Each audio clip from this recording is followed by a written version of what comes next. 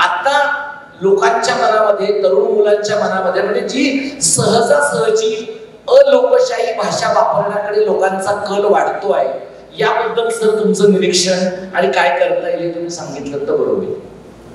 नमस्कार.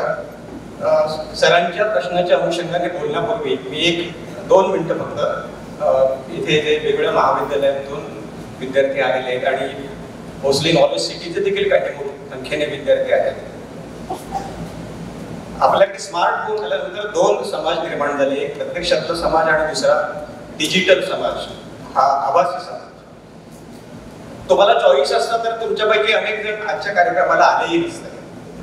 पण या अनुषंगाने मी तुम्हाला एक सांगतो की मी 30 वर्ष महाविद्यालयामध्ये शिकवलेलं आहे आणि माझ्या निवृत्त होण्याच्या काही काळ सोशल मीडिया प्रचारामध्ये आला आणि त्यामुळे माझ्या आयुष्याच्या करिअरचा जो मधला काळ आहे त्याच्यामध्ये सोशल मीडिया नव्हते आणि कॉम्प्युटर देखील नव्हते. पण मी तुम्हाला एक सांगतो की अशा प्रकारच्या कार्यक्रमांच्या संदर्भामध्ये तुम्ही रिसेप्टिव्ह यासाठी राहा की असाच एखादा कार्यक्रम, असंच एखादं पुस्तक, तुम्हाला भेटलेली अशी एखादी व्यक्ती, असाच एखादा विचार तुमचं आयुष्य बदलू शकतो. आणि असं अनेक आयुष्य बदललेली माणसं आहेत. त्यामुळे असे कार्यक्रम जरी तुम्हाला चॉईस मिळाल्यानंतर तुम्हाला टाळावेसे वाटले तरी देखील तुमच्या पुढच्या आयुष्याच्या वाटचालीमध्ये अशा प्रकारच्या एखाद्या कार्यक्रमामध्ये तुम्हाला जर एखादा नवीन विचार मिळाला तर तो तुमचं आयुष्य बदलू शकतं असं मला वाटतं. आणि आज सरांनी आता सांगितलं की भाषेचा रोल काय आहे. खरं म्हणजे तुम्हाला प्रश्न पडला असेल की निवडणूक अधिकाऱ्यांच्या कार्यालयाचा संबंध काय लोकशाहीशी. मतदार जागृती, निवडणूक प्रक्रिया याच्याविषयीचे कार्यक्रम, प्रबोधन हे आयोग आणि कार्यालय करतच असतं. पण लोकशाही ही इतकी व्यापक कल्पना आहे की ती घरामध्ये देखील असली पाहिजे आणि घरातून बाहेर पडल्यानंतर सार्वजनिक जीवनामध्ये देखील असली पाहिजे. आणि लोकशाहीचं महत्व भाषेच्या पूर्वी आणि भाषेच्या संदर्भात देखील मी तुम्हाला अशा एका ग्रंथाचं नाव सुचवेन की तुम्ही तुमच्यापैकी किती लोकांनी वाचलंय मला माहित नाही, की महात्मा गांधींनी त्यांच्या समग्र विचाराचं सार असलेलं एक बीज ग्रंथ लिहिलेला आहे आणि त्याचं नाव हिंद स्वराज. हा ग्रंथ तुम्ही वाचा आणि मग भाषा आणि लोकशाही आणि आपलं समाज जीवन, ग्राम जीवन, आपली कर्तव्य, आपले हक्क यांची माहिती तुम्हाला मिळेल. मी आता भाषेकडे येतो की समाज माध्यमांमध्ये मी भाषेचा अभ्यासक असल्यामुळे आणि मी भाषा सल्लागार समिती आणि शासन व्यवहार कोश आणि त्याच्या संदर्भातलं एक मी तुम्हाला एक उदाहरण सांगतो की आम्ही एक 4-2 शहाणे लोक एका ठिकाणी बैठक घेतो आणि मराठीमध्ये इंग्रजीला पर्यायी शब्द शोधतो आणि मग तुम्हाला ते शासन व्यवहार कोश किंवा वेगवेगळे पदनाम कोश किंवा वेगवेगळ्या विषयांचे कोश, परिभाषा कोश येतात आणि समाजामध्ये त्याच्यावर प्रचंड टीका होते. तर मधल्या काळामध्ये ही सगळी भाषा सोपी करण्याच्या संदर्भामध्ये शासनाकडून आम्हाला अशा सूचना आल्या की लोकांच्या अनेक तक्रारी आहेत, तुम्ही ते काही शब्द निर्माण करता तर त्याच्यामध्ये लोकांचा सहभाग नाही आणि लोक आपापल्या पद्धतीने सोशल मीडियावर इतके चांगले चांगले शब्द वापरतात तर ते तुम्ही तुमच्या परिभाषा कोशांमध्ये का आणत नाही. त्याच्यानंतर आम्ही असा निर्णय घेतला की लोकसहभाग हा लोकशाहीचा आत्मा आहे आणि समाजामध्ये जे वेगवेगळे लोक समाज माध्यमावरून वेगवेगळ्या समाज माध्यमाच्या वेगवेगळ्या प्रकारांवरून लिहित असतात, बोलत असतात, त्याच्यामधला जो कंटेंट आहे, त्याची जी भाषा आहे ती भाषा आम्ही आमच्या परिभाषा कोशांमध्ये आणली पाहिजे. आता विचार केला की समाज माध्यमांवर मी कालच चर्चा करत असताना मी एक वाक्य बोललो की पूर्वी आपण असं म्हणायचं की भाषेचे अभ्यासक नेहमी बोलल्या जाणाऱ्या भाषेचा अभ्यास करतात, लिहिण्यात जाणाऱ्या भाषेचा अभ्यास करत नव्हतं, कारण भाषेचं अस्तित्व मुळात बोलण्यामध्ये आहे. पण गेल्या 10-15 वर्षामध्ये लेखन व्यवहार कमालीचा वाढलेला. पूर्वी उचलली जीभ लावली टाळ्याला असं म्हणायचं की आता उचललं बोट लावलं टच स्क्रीनला. पूर्वी शिकलेले लोक देखील फार लिहायचे नाही, म्हणजे कार्यालयीन कामकाज सोडलं तर पत्र लिहिणं, चिठ्ठी लिहिणे किंवा वाहनाच्या सामानाची यादी करणे याच्या पलीकडे लेखन हा प्रकारच नव्हता. आणि त्यामुळे व्याकरणाचं काय होईल, शुद्ध लेखनाचं काय होईल. आता मी जेव्हा व्याकरणाचा अभ्यासक म्हणून सोशल मीडियावर वेगवेगळ्या पोस्ट तपासतो की तर मला विचार, एका बाजूने आम्ही स्वागतशील असतो कारण भाषा लोकांमधून येते, व्याकरणकार भाषा निर्माण करत नाही, भाषा वैज्ञानिक निर्माण करत नाही. व्याकरण, भाषा विज्ञानाची पुस्तकं ही भाषेची आरसे आहे. त्यामुळे लोक जसे लिहितात त्याचा कंटेंट आम्ही तपासतो. आणि आता गेल्या काही दिवसामध्ये आम्ही भाषा विज्ञानामध्ये सोशल लिंग्विस्टिक्स मध्ये टॅबू वर्ड अशी एक संकल्पना असते की जी बोलण्यामध्ये आपण क्वचित वापरतो, की असे शब्द आपण वापरू नये कारण ते शिष्ट संपत नाही. पण मी आता वेगवेगळ्या पोस्ट मधून असं माझं निरीक्षण आहे की टॅबू वर्डचा सर्रासपणे, कारण हे जे ट्रोलिंग होतं की नाही मोठ्या प्रमाणामध्ये, की सर्वसामान्यपणे अशिष्ट आणि ग्राम्य शिवराट असे शब्द इतक्या मोठ्या प्रमाणामध्ये येतात. त्यावेळी मला असा विचार पडतो की इथे लोकशाहीचा संबंध आहे, टॉलरन्सचा संबंध आहे, सहिष्णुतेचा संबंध आहे.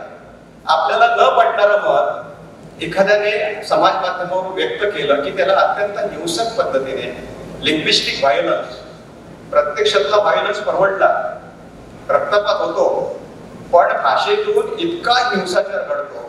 लिंग्विस्टिक व्हायलन्स ही कल्पना आहे आणि लिंग्विस्टिक व्हायलन्स ही कल्पना इतकी व्यापक आहे, तुम्ही शब्दांची मोडतोड करता, व्याकरणाची मोडतोड करता आणि भाषेमध्ये आलेल्या शिष्टाचारांची देखील मोडतोड करता, की याच्यावर नियंत्रण कसं ठरवायचं. आणि त्यामुळे हे जे तरुण विद्यार्थी आहेत की तुम्ही जो कंटेंट टाकता की नाही वेगवेगळ्या सोशल मीडियावर, त्या कंटेंटमध्ये किती लोकशाही मूल्य आहे, स्वातंत्र्य, समता, बंधुता, सहिष्णुता. त्यामुळे तुम्ही त्यांना कुठल्याही गोष्टीला प्रतिसाद देत असताना तुम्ही विचारपूर्वक, म्हणजे बोलून विचारात पडण्यापेक्षा विचार करून बोलावं असं विनोबा म्हणायचे. तसं लिहिण्यापूर्वी तुम्ही आपण जे लिहितो आहोत त्या लिहिण्याचे काय परिणाम होऊ शकते सोशल मीडियावर आणि नंतर बाहेर पडणाऱ्या समाजावर याचा विचार करून यायला पाहिजे. आणि शेवटचं मी तुम्हाला सांगतो की आर्टिफिशियल इंटेलिजन्स हे गेम चेंजर आहे. येत्या 5-10 वर्षांमध्ये मी भाषेच्या चळवळीतला एक कार्यकर्ता आहे म्हणून मला नेहमी चिंता वाटायची. आणि युनेस्कोने सांगितलं की आता जगातल्या बहुतेक भाषा मारणार आहेत आणि एक 20 एक भाषा फक्त टिकतील या शतकाच्या अखेरीला. गेम चेंजर का म्हणतोय की आता रिअल टाइम मध्ये ट्रान्सलेशन काही वर्षांनी तुमच्या भाषेचा डिजिटल डेटा ज्या प्रमाणामध्ये निर्माण होईल त्या प्रमाणामध्ये रिअल टाइम मध्ये तुमच्या भाषेमध्ये हे भाषांतर तुम्हाला मिळू शकतं आणि तुम्हाला तुमच्या भाषा सोडण्याची अजिबात आवश्यकता नाहीये किंवा त्या भाषेबद्दल न्यूनगंड बाळगण्याची गरज नाहीये. तुम्ही मराठीमध्ये म्हणजे असं म्हणतात की आयडियाज रूल द वर्ल्ड, तुम्ही काय इंग्लिश रूल द वर्ल्ड. आता इंग्रजीची मक्तेदारी ही काही वर्षांनी इतकी कमी होत जाईल. त्यामुळे तुम्ही तुमच्या कोणत्याही भाषेमध्ये सर्वोत्कृष्ट व्यक्त होऊ शकता त्या भाषेचा तुम्ही वापर करा. आणि लोकशाहीमध्ये प्रत्येकाची भाषा ही इतकी महत्वाची आहे आणि पुढच्या काळामध्ये आपापल्या भाषेला महत्व येईल. तुम्ही विचारांना महत्व द्या, नवकल्पनांना महत्व द्या. भाषा कोणतीही असेल चालेल आणि त्या भाषेतून सर्व तुमचे विचार ही जगाच्या कानाकोपऱ्यामध्ये जाण्याची व्यवस्था आर्टिफिशियल इंटेलिजन्सने काही वर्षामध्ये होईल. धन्यवाद. पहिला प्रश्न जो आहे तो कोकणात पूर्वी रचनात्मक कामांवर आधारित राजकारण होत होतं. म्हणजे शामराव पेजे असतील, पात्रपिकर सर असतील, मधु दंडवते असतील किंवा नाथपै असतील, या सगळ्यांनी कन्स्ट्रक्टिव्ह कामं केलेली आहेत. धोरण निर्मितीची प्रक्रिया राबवलेली आहे. हे अनेक वर्ष होत होतं. गोविंदराव निकमांनी शैक्षणिक संस्था काढल्या, शामराव पेजेंनी सर्वोदय छात्रालय निर्मिती केली, ज्यामुळे बरीच बहुजन वर्गातली मुलं आहेत ती परदेशी जाऊन शिक्षण घेऊ शकली, म्हणजे मुंबई पुण्यासारख्या शहरामध्ये. हे अनेक रचनात्मक कामांवरती आधारित राजकारण गेले अनेक वर्ष होत होतं. हे होत असताना गमतीचा भाग असा आहे की पूर्वीचा रत्नागिरी जिल्हा, म्हणजे आता जो रत्नागिरी सिंधुदुर्ग असा वेगळा झालेला आहे, हा बहुसंख्य अशिक्षित होता. तिथला जो मतदार होता तो अशिक्षित होता. आणि आता बऱ्यापैकी जी लिटरेट रेट आहे तो चांगल्या रीतीने वाढवून देखील आज ज्यावेळी रचनात्मक कामं कोण करतं असं ज्यावेळी पाहिलं जातं त्यावेळी तसं कोणीही राजकारणात आढळत नाही. सो हा शैक्षणिक मूलभूत बदल त्याच्यामुळे झालेला आहे किंवा एवढ्या वर्षानंतर रचनात्मक कामं मागे पडत गेले किंवा आता हा जो बदल होता याला काय पर्याय राहू शकेल किंवा कोणते बदल कारणीभूत झाले हे सगळं घडणार, हा एक प्रश्न आहे. हा तुला कोणाला विचारायचा? हा वक्त्यांपैकी कोणीही दिले तरी झाले. बरोबर सर.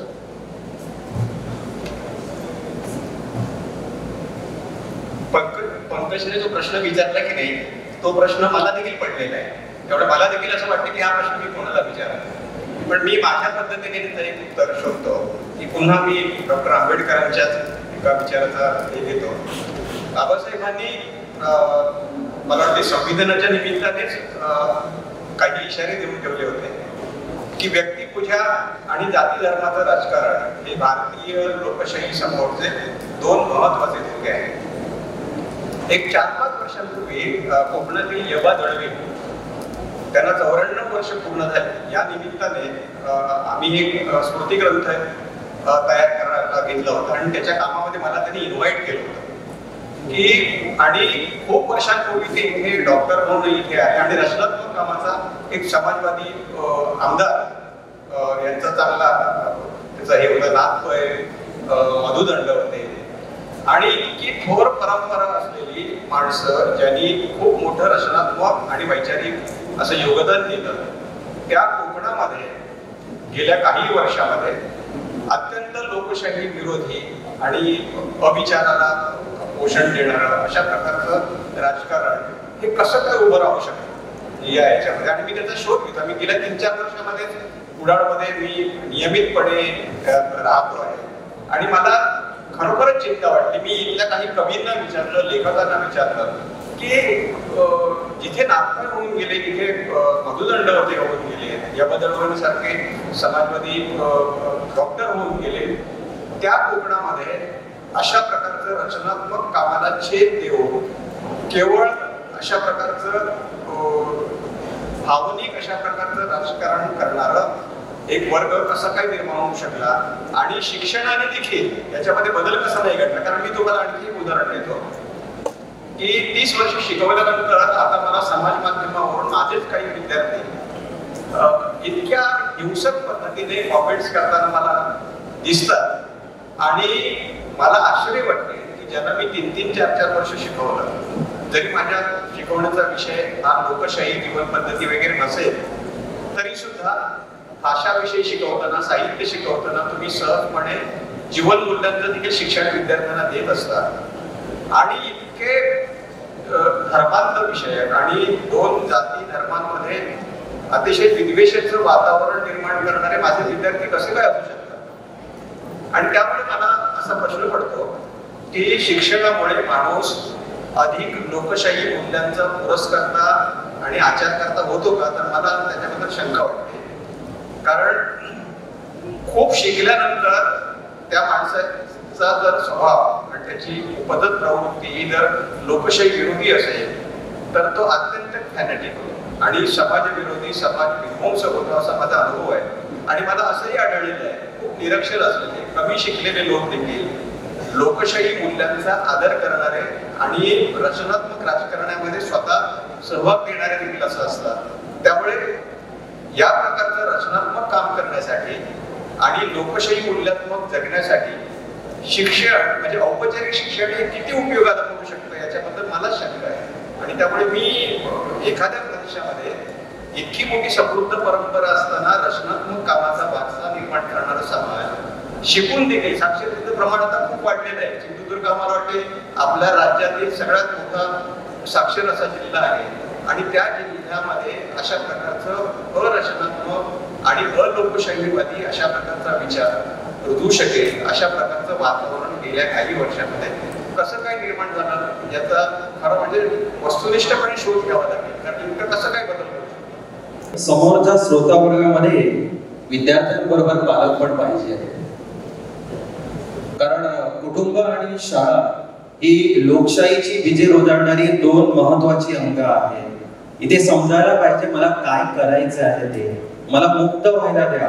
कारण ज्या पद्धतीने आपल्याला सांगितलं जातं त्या पद्धतीने जर आपण करत असू तर मग स्वातंत्र्य, समता, न्याय आणि बंधुता ही जी मूल्ये जी आहेत जी रुजताना कुठेतरी मग अडचणी येणार.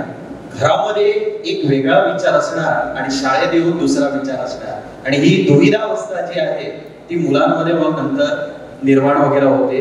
मी थोडस एक मला खरंच सरांना विचारायचं आहे एक प्रश्न, परब सरांना विचारायचा आहे. सर मालवणीत विचारतोय कारण ही मालवणची भूमी आहे, आपली बोली भाषा आहे.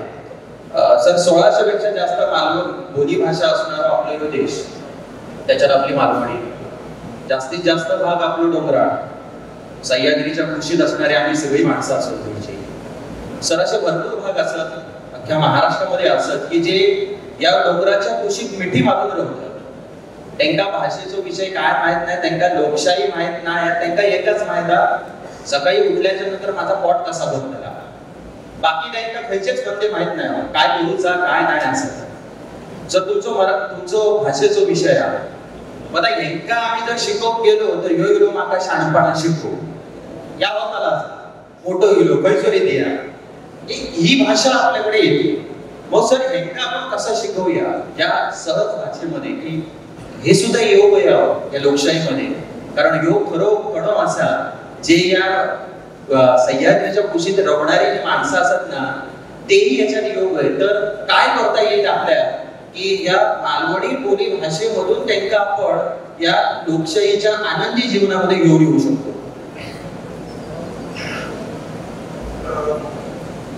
दोन वाक्य तुम्हाला मी ऐकवतो या निमित्ताने. एका खूप मोठ्या विचारवंतांनी असं म्हटलं होतं की मला खूप शिकायचं होतं पण शाळा आणि कॉलेज आडवी आहे. तर मी त्यापेक्षा खूप मोठा माणूस झाला. आणि दुसरं वाक्य असं आहे शिक्षण क्षेत्रामध्ये असं म्हणतात की learning is learners responsibility not teachers. तुमची इच्छा नसेल आणि तुम्ही जिज्ञासू नसाल तर जगातली कोणतीही शक्ती तुम्हाला शिकवू शकणार नाही. त्यामुळे तुम्ही मालवणी बोला किंवा आणखी कुठलीही बोला. मालवणी बोलीचा मी अभ्यास केलाय आणि लिंग्विस्टिक्स करताना मी descriptive study of Malvani dialect या विषयावर मी एक छोटा प्रबंधही लिहिलेला आहे. आणि मागाशी मी याचा उल्लेख केला की नाही आणि त्या अनुषंगाने मी असं म्हणतो की मी जेवढी भाषा शिकवत होतो त्यावेळी की नाही लँग्वेज टेक्नॉलॉजी ही अतिशय प्राथमिक अवस्थेमध्ये होती. आणि आता वेगवेगळे प्रोफेशन्स मध्ये असलेली जी मुलं आहेत कोणी पॉलिटिक्सची असतील फार्मसीची असतील कोणी लॉची असतील तुम्हाला तुमच्या डायलेक्टचा आणि तुमच्या मराठी भाषेचा अडसर त्याच्यामध्ये म्हणजे फर्स्ट लँग्वेज इंटरफिअरन्स आपण असं म्हणतो की आपण दुसऱ्या भाषेकडे शिफ्ट होताना आपली भाषा जी असते मग आपली मालवणी बोली असेल किंवा आपली प्रमाण मराठी असेल ती तुमच्या मार्गामध्ये आडवी येईलच. पण तुम्ही तुमच्या मालवणी बोलीवरचं प्रभुत्व आणि तुमच्या प्रमाण मराठीवरचं प्रभुत्व हे जितकं संपादन कराल की नाही तेवढी दुसरी भाषा ही तुम्ही अधिक चांगल्या पद्धतीने आत्मसात कराल. आणि आता AI टेक्नॉलॉजीमध्ये लेवल प्लेइंग फील्ड बऱ्यापैकी होत आहे. जर समजा तुम्हाला तुमचे विचार मालवणीमध्ये व्यक्त झालेले असतील विचार महत्वाचे लक्षात घ्या. भाषा हे माध्यम आहे. तुम्ही कंटेंट काय लिहित आहे कंटेंट मध्ये काही प्रकारच्या आयडियाज आहेत काय प्रकारचे विचार आहेत त्यामुळे तुमच्या भाषेच्या मर्यादा पण तुम्ही जितकी भाषा म्हणजे भाषा हा एक डोळा आहे. म्हणजे जो अधिक भाषा बोलतो तो अधिक डोळ्याने जग पाहतो असं म्हणतात. आणि प्रत्येक भाषा ही इतकी युनिक असते की त्यामुळे जगातल्या सगळ्याच भाषा प्रोटेक्ट झाल्या पाहिजेत आणि त्या रिस्टोर आपण करायला पाहिजे. याचं कारण कसं आहे की जगाकडे पाहण्याचे हे अनेक दृष्टिकोन आहेत डायमेन्शन्स आहेत परिमाण आहेत. त्यामुळे तुम्ही असं समजू नका की आपण मालवणी ही बोली आपण बोलतो प्रमाण मराठीमध्ये आपण कमी पडतो तर हे जे भाषिक अंतर आहे की नाही ते ह्या टेक्नॉलॉजीने चांगल्या पद्धतीने त्याचा वापर तुम्ही केला तर हे भाषिक अंतर हे काही काळानंतर मी म्हणतो की 5-10 वर्षामध्ये तुमच्या असं लक्षात येईल की तुम्हाला तुमच्या भाषेमधलं जे टेक्स्ट असेल तुमचं जे इनपुट असेल तर जगातल्या कुठल्याही भाषेमध्ये रिअल टाइम मध्ये जाऊ शकतं. आणि दुसरं एक मी तुम्हाला सांगतो one cannot be number 1 in number 2 language. म्हणजे मी इंग्रजीचा देखील अभ्यास केलेला आहे पण मी मराठीमध्ये जितका विचार आणि नवीन कल्पना मांडू शकतो ना मराठीमध्ये मला जितकं नवीन सुचू शकतं की नाही तितकं मला इंग्रजीमध्ये नाही सुचू शकणार. इंग्रजीमध्ये तुम्ही डॉक्टर व्हा IT प्रोफेशनल व्हा तंत्रज्ञ व्हा. आणखी एक मी नारायण मूर्तींचं निरीक्षण मी तुमच्या समोर सांगतो की तुम्हाला माहिती आहे का गेल्या 50-60 वर्षांमध्ये भारतामध्ये अशी एकही व्यक्ती झालेली नाहीये महात्मा गांधी सारखी पंडित जवाहरलाल नेहरू सारखी किंवा डॉक्टर बाबासाहेब आंबेडकरांसारखी की जिने काही वैचारिक पातळीवर जगाला काही दिलं आहे. आणि याचे एक कारण असं आहे आणि महात्मा गांधींच्या त्या हिंद स्वराजमध्ये आहे त्याचं उत्तर आपण आपल्या भाषांपासून तुटलो. तुम्ही दुसरी भाषा म्हणून फ्रेंच शिका इंग्रजी शिका आणखी कितीही शिका तुम्ही भाषेचा जो तुमचा पाया आहे परिसर भाषा जो आहे त्याच्यावरचं प्रभुत्व म्हणजे तुमची माती तुमची भाषा यांच्यापासून तुम्ही जेव्हा दूर जाल की नाही तेव्हा तुमची सर्वोत्कृष्ट जी अभिव्यक्ती आहे ती बाधित होणार. शेवटी काय आहे की तुम्ही सर्वोत्कृष्ट कोणत्या भाषेमध्ये देऊ शकता ती तुमच्या जी भाषा जी असेल त्या भाषेतूनच तुम्ही देऊ शकता. आणि त्यामुळे तुम्हाला असं अजिबात वाटण्याची काही गरज नाहीये की मला भाषेच्या मर्यादा आहेत आणि म्हणून मी माझे विचार आणि माझी कल्पना देऊ शकणार नाही. तंत्रज्ञानाचा अतिशय प्रभावी पद्धतीने तुम्ही वापर. मी असं अजिबात म्हणणार नाही की तुम्ही तुमच्याकडे जो स्मार्टफोन आहे त्याचा वापर करू नका. आता इंद्रजित जे आहेत आणि प्रसाद गावडे त्यांनी टेक्नॉलॉजीचा वापर ह्या पारंपरिक जीवनाच्या वैविध्याचा जगासमोर जो विचार मांडलेला आहे आणि 3 गोष्टींमुळे लोकलायझेशनला महत्व आलेलं लक्षात घ्या. ट्रान्सपोर्टेशन, इन्फॉर्मेशन टेक्नॉलॉजी आणि AI. तुम्ही जगाच्या कोणत्या कोपऱ्यात आहात याला काही महत्व नाही. तुम्ही काय प्रोड्यूस करता, काय निर्माण करता याला महत्व आहे. तुम्ही काय कंटेंट जगाला देता आणि तुम्ही जर तुमच्या कंटेंट मध्ये काही दम असेल तर तो एका क्षणामध्ये व्हायरल होईल, जगापर्यंत पोहोचेल. तर त्यामुळे आपण कोकणात आहोत आणि आपल्याला भाषेच्या मर्यादा आहे. अशा प्रकारचा न्यूनगंड 10-20 वर्षांपूर्वी कदाचित रास्त होता. आता तसा असण्याची अजिबात आवश्यकता नाही. लोकशाही सोशल मीडियाच्या माध्यमातून मीम्स बनवले जातात, त्याच्यामुळे लोकशाही बळकट होते का कमकुवत होते?